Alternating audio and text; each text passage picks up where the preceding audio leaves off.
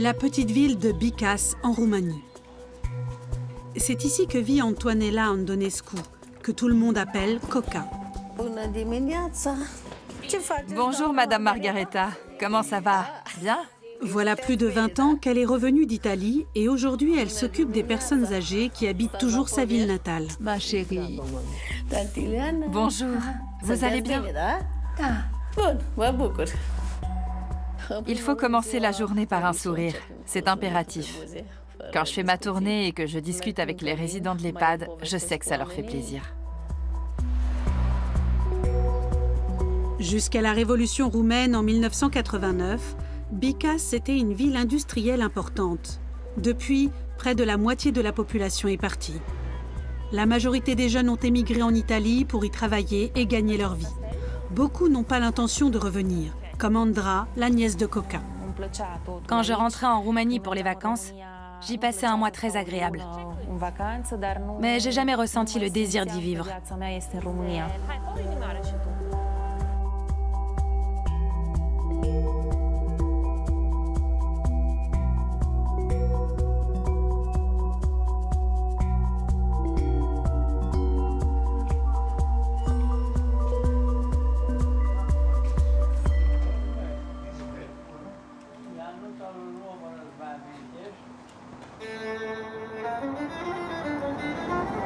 À 400 km au nord de Bucarest, Bicas est une ville de taille modeste au cœur de la Moldavie, une des régions de Roumanie. Elle compte environ 6500 habitants, moitié moins qu'il y a 30 ans. Aujourd'hui, on y croise surtout des personnes âgées.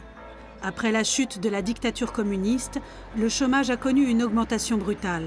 La plupart des jeunes ont alors quitté la ville pour l'Europe de l'Ouest, contrairement à leurs parents et grands-parents qui sont restés.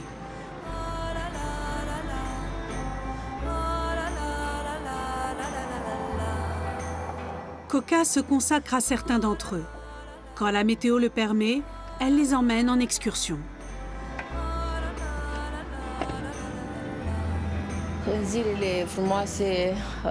Quand il fait beau, je vais me promener avec celles et ceux qui peuvent marcher, mais aussi avec les résidents en fauteuil roulant. Avec le minibus, c'est facile d'emmener ceux qui ne peuvent pas se déplacer.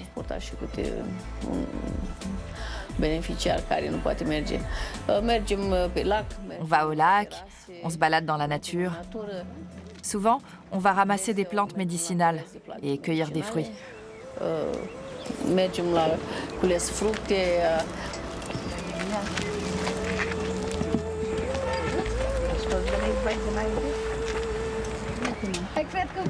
Coca est propriétaire d'un ponton sur la rive du lac Bicas où son bateau est amarré.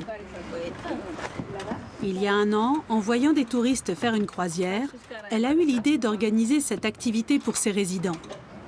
Elle peut embarquer 12 personnes à bord.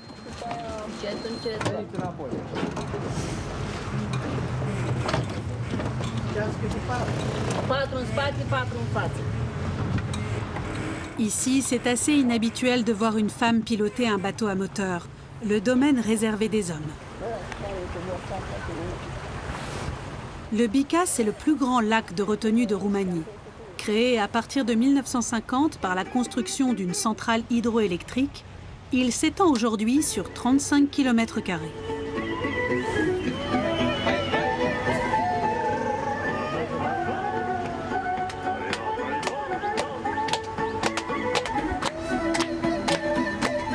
La croisière se déroule en musique, principalement des tubes d'autrefois.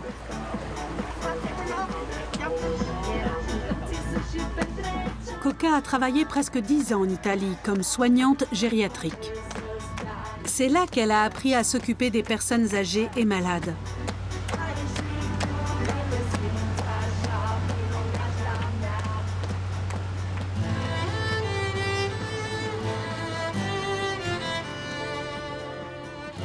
Aujourd'hui, elle dirige sa propre maison de retraite qui accueille 80 résidents. La demande est énorme, car le vieillissement de la population a accru le besoin d'établissements spécialisés. Les centres publics sont rares et de nombreux hébergements privés sont nettement en deçà des normes réglementaires. Les doigts, posez les doigts. Et maintenant le poing. Là. Bravo! Dans l'établissement de Coca, les soins sont abordables, efficaces et surtout personnalisés. La directrice elle-même consacre beaucoup de temps à ses pensionnaires.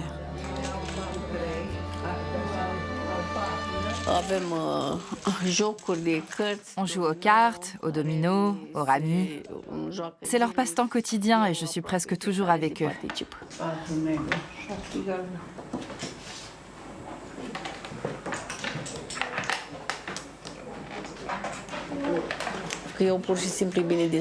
Mes visites leur redonnent du courage. Ils me demandent toujours « Madame Coca, vous pourriez revenir plus tard pour qu'on bavarde ?» J'aimerais tellement pouvoir passer plus de temps avec eux. Si j'avais 8 ou 10 heures à leur consacrer quotidiennement, je le ferais. Mais je n'ai pas le temps. J'ai toujours plein de problèmes à régler.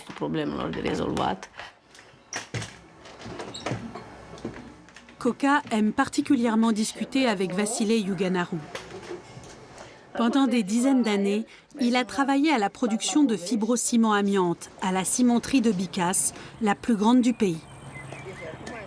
Il a plein d'anecdotes à raconter du temps où cette industrie était encore florissante.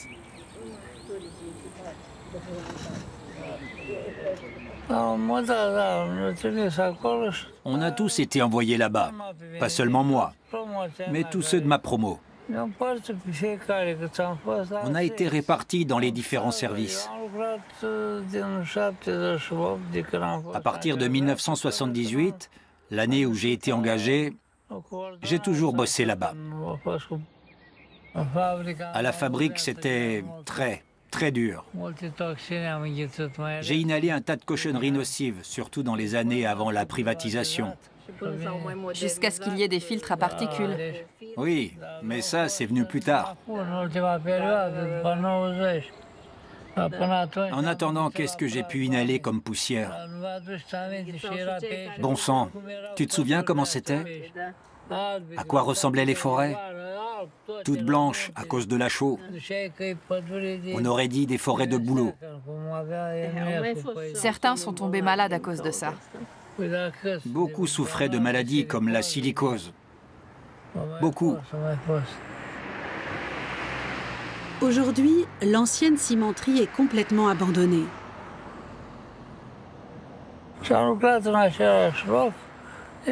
J'ai travaillé au même endroit jusqu'à ma retraite. Je suis parti plus tôt. Je n'avais que 60 ans.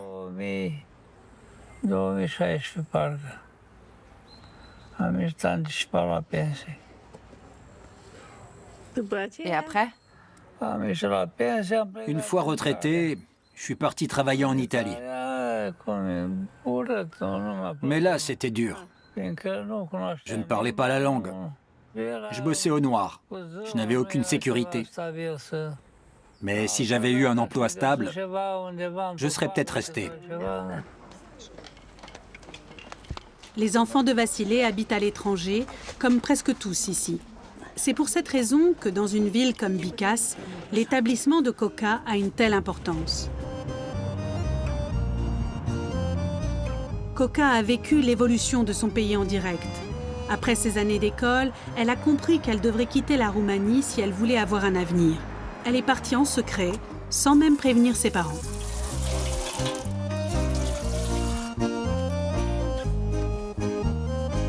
Elle s'est d'abord rendue en Turquie. La première fois que je suis allée travailler à l'étranger, c'était à Istanbul. J'y suis restée 3 ans.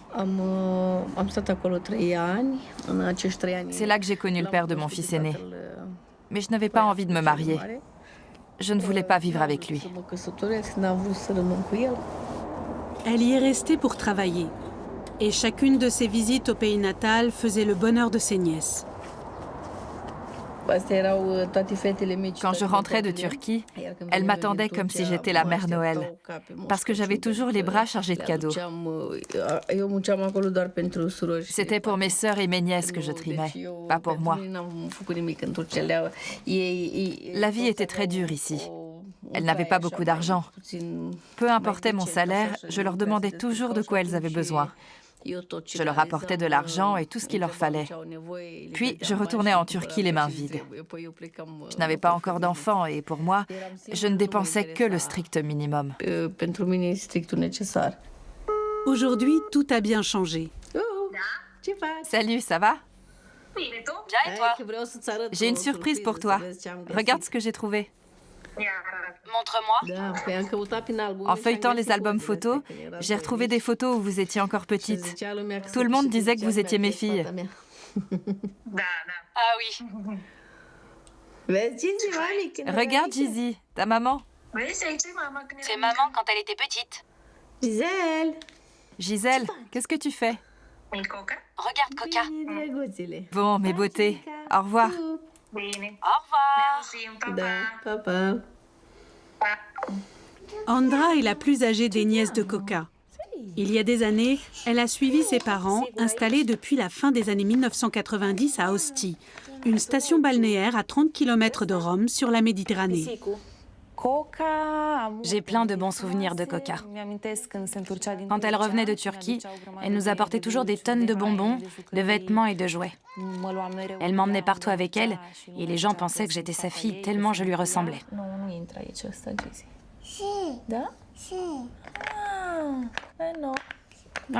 C'est pour ça que j'ai beaucoup de jolis souvenirs.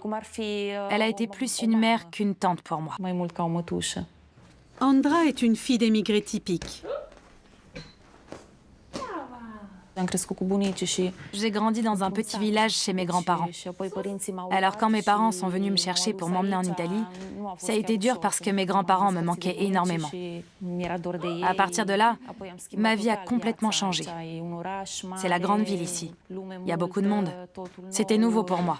Je parlais pas italien, mais franchement, j'ai pas eu de mal. J'ai appris à l'école et en regardant des dessins animés. La petite Gisèle a une demi-sœur italienne et parle les deux langues.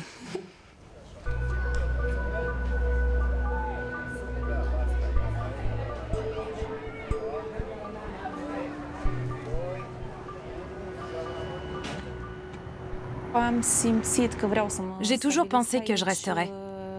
Depuis que j'ai 15 ans, tout me plaît ici. Quand je rentrais en Roumanie pour les vacances, j'y passais un mois très agréable. Mais j'ai jamais ressenti le désir d'y vivre.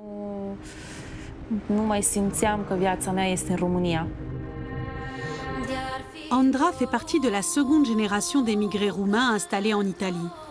Très tôt, elle a trouvé sa place dans ce nouvel environnement. Elle a obtenu ses diplômes sans difficulté et elle est devenue indépendante financièrement en travaillant dans la restauration. J'ai travaillé dans un restaurant où j'ai fait la connaissance du père de ma fille. Avant la naissance de Gisèle, je faisais de longues journées. Je commençais à 11 h, je rentrais chez moi faire une pause dans l'après-midi, puis je recommençais à 17 h jusqu'à 1 h du matin. Tout dépendait de l'affluence. C'était comme ça. J'ai travaillé très dur.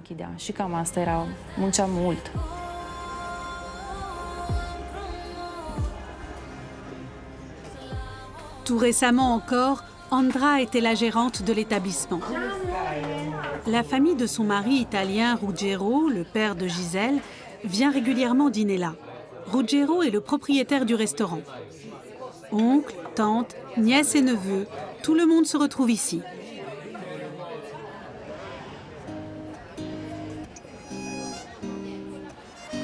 Dans le nord de la Roumanie, la région de Bicas manque cruellement de jeunes.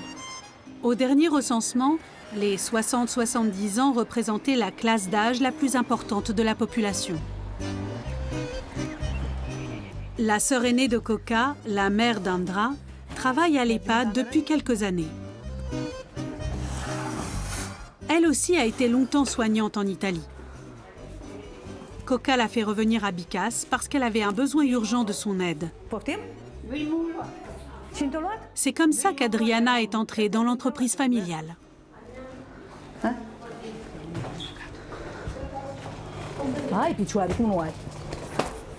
Elles sont là, vos jambes. Vous voyez bien? Quand j'ai émigré en Italie en 1994, j'avais 24 ans. Je suis partie parce que mon mari vivait déjà là-bas et m'avait demandé de le rejoindre. Quelques jours après mon arrivée, j'ai trouvé un emploi auprès d'une vieille dame dont je devais m'occuper. Redresse-toi, grand-mère, tu vas glisser. Si tu glisses, tu vas tomber. Oui. J'ai travaillé à peu près 3 ans dans la famille de cette dame. J'avais quitté la Roumanie en septembre et je pensais être de retour à Noël. Je voudrais que tu me soulèves.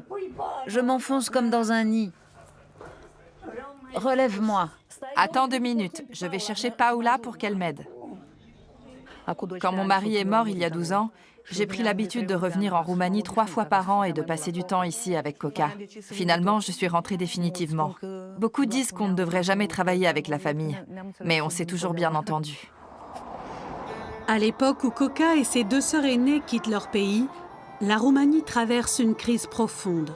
Les grandes usines en province mettent la clé sous la porte et la plupart des gens se retrouvent au chômage. Mais Coca a toujours souhaité retourner chez elle. Malgré mon départ, mon cœur était resté ici. Pendant mon temps libre, je ne pensais qu'à la maison. J'avais beau avoir un enfant, je n'avais qu'une envie, rentrer chez moi.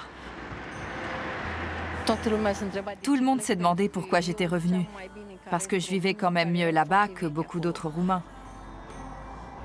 C'est important d'avoir le courage de retourner dans son pays et de croire qu'on sera capable d'y réussir aussi. Sa nouvelle vie a pourtant commencé sous le signe de l'Italie. Au départ, j'ai eu l'idée d'ouvrir une pizzeria. Je m'étais dit, on est à côté d'une école primaire, proposons des petites pizzas que tous les enfants auront les moyens de s'offrir. Effectivement, à la récréation, il y avait toujours la queue. Je faisais tellement de pizzas qu'il y en avait partout sur la place. Ensuite, j'ai changé d'activité et je me suis mise à travailler dans le social. C'est là que mes sœurs ont décidé de revenir. Elles étaient certaines d'avoir un emploi à mes côtés. J'avais un projet quand j'ai quitté l'Italie. On allait toutes rentrer au pays, rester en bonne santé et habiter près de chez nos parents. En 2003, Coca est donc revenue à Bicas, dans la région où elle avait grandi et à laquelle elle était très attachée.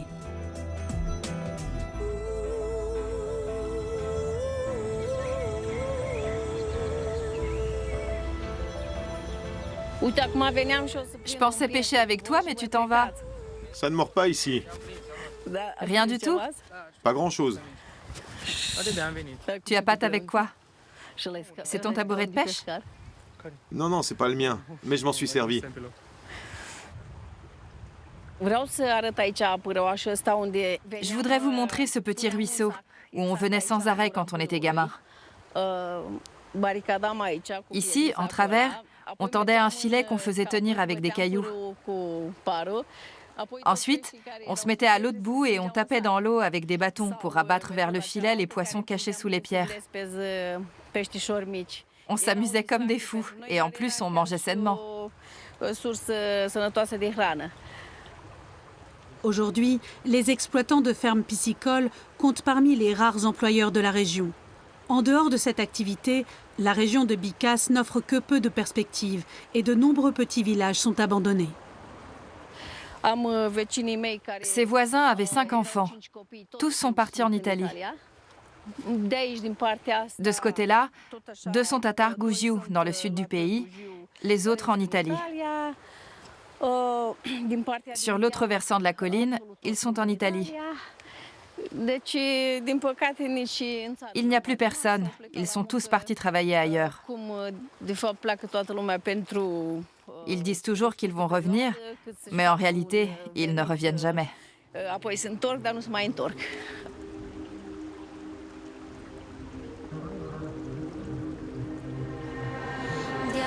Près de Rome, Ostie est un véritable foyer d'émigrés roumains.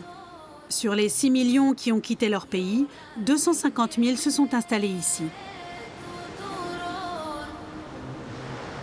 À la fin des années 1990, quand la Roumanie ne faisait pas encore partie de l'Union européenne, les Roumains qui avaient déjà trouvé un emploi et un logement servaient de contact à leurs parents ou à leurs amis en quête d'un nouveau départ.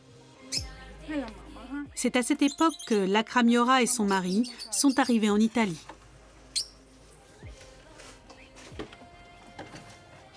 C'était difficile. Il ne suffisait pas d'avoir un visa pour débarquer. Aujourd'hui, c'est bien plus simple. À Turin, j'avais un ami qui était arrivé illégalement.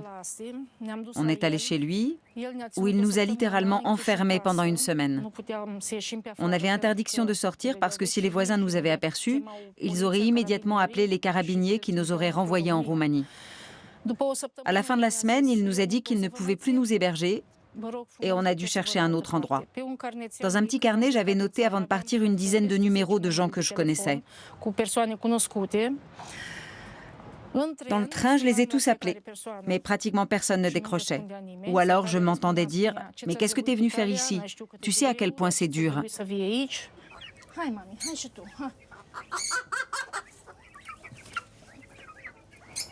À Rome, on a vécu près de la gare.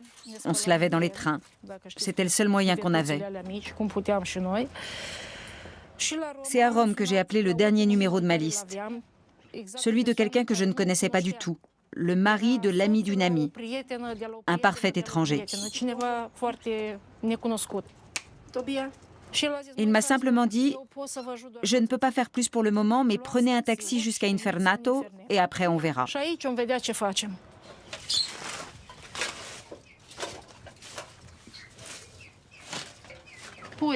Grâce à lui, on a trouvé une maison qu'on a aménagée.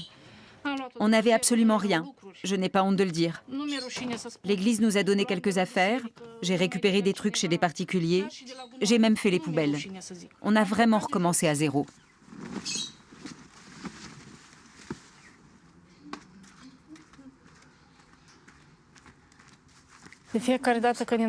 À chaque fois qu'on rentre au pays, ça nous fait mal parce qu'on se dit « Allez, une dernière année.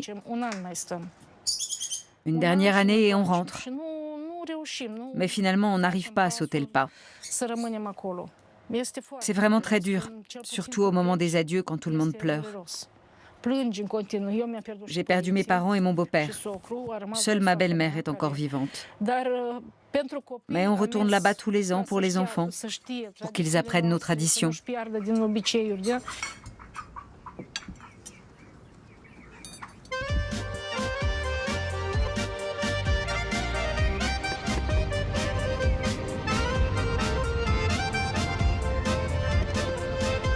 Pour Coca, la journée débute de bonne heure avec un café, un moment de calme avant la tempête.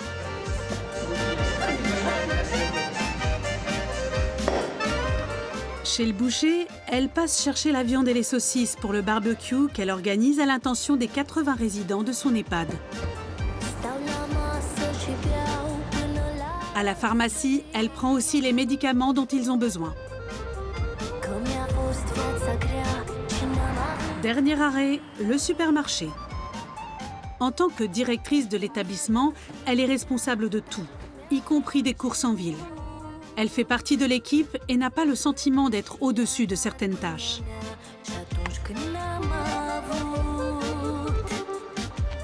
Dans son établissement, on attache beaucoup d'importance à l'exercice. Dès qu'il fait beau, tout le monde est dehors. L'activité physique fait partie de la prise en charge des résidents.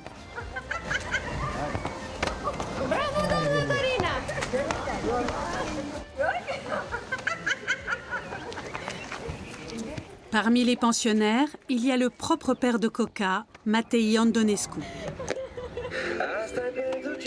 Le vieux monsieur perd la mémoire et a des problèmes de santé. Né en 1941, il a été témoin de la vague d'émigration, quand ses 3 filles ont quitté la Roumanie. J'ai eu beaucoup de mal à supporter que mes propres filles partent je ne sais où dans le monde. Mais je savais que beaucoup de gens avaient fait pareil. Et plus tard, on m'avait dit que tout allait bien pour eux. Matei confond ses 3 filles. Elle n'a pas de sœur aînée. C'est Adriana. Non, c'est toi l'aînée. Tu te mélanges les pinceaux. Je suis la dernière. Je ne mélange rien du tout. Mais c'est moi la plus jeune. La plus jeune? Ah oui, ça me revient. Tu vois, Adriana est plus vieille que moi. C'est parce que tu as fait revenir tes sœurs que je te prenais pour l'aînée. Je leur ai seulement demandé de rentrer. Oui, oui, c'est vrai. Mais je suis le plus vieux.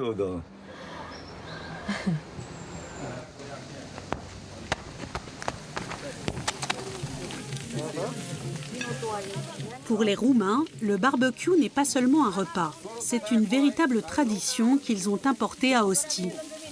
Chez la Cramiora et son mari Florin, tous se retrouvent après la journée de travail.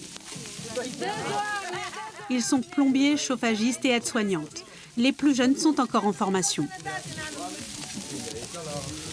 Florin a préparé un mitch, un plat roumain typique où la viande est grillée sur une plaque.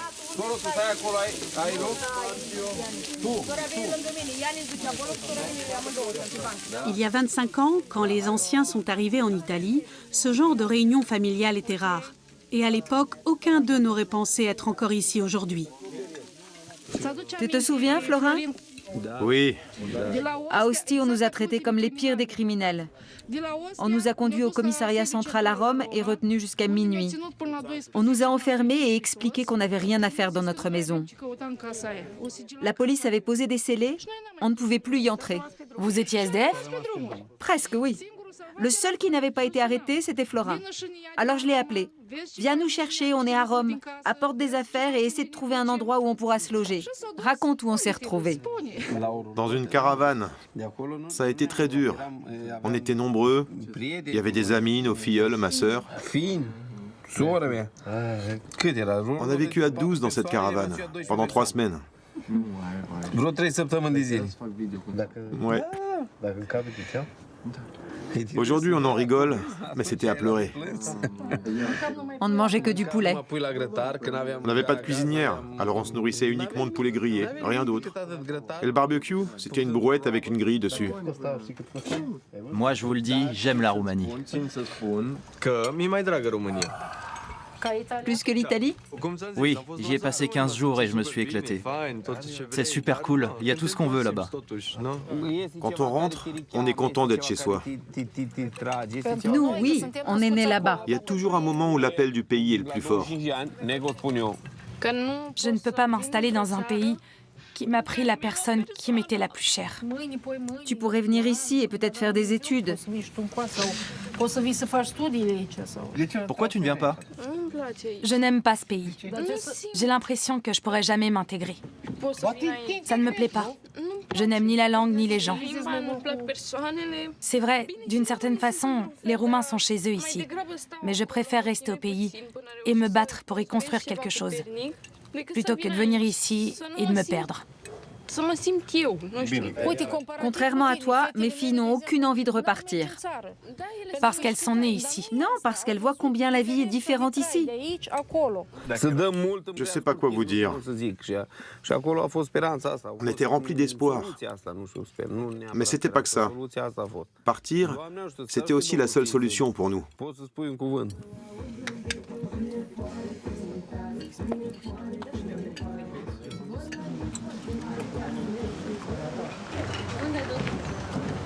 En Italie comme à Bicas, il n'y a rien que les Roumains aiment tant que de se réunir autour d'un barbecue.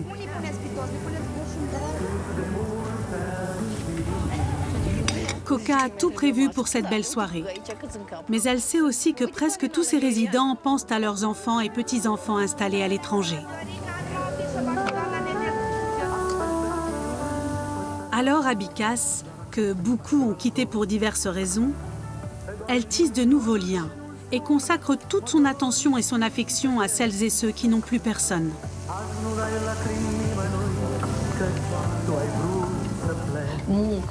Je ne suis presque jamais fatiguée par mon travail. Quand je rentre chez moi, je me sens bien. Je crois que personne ne m'a jamais entendu dire que je n'en pouvais plus. Quand on fait ce qu'on aime, on n'est jamais fatigué. Coca songe à ouvrir un jour un second EHPAD, un établissement plus chic et plus cher, qui permettrait de compenser en partie les frais croissants du premier et de garantir à long terme un toit à tous ses résidents.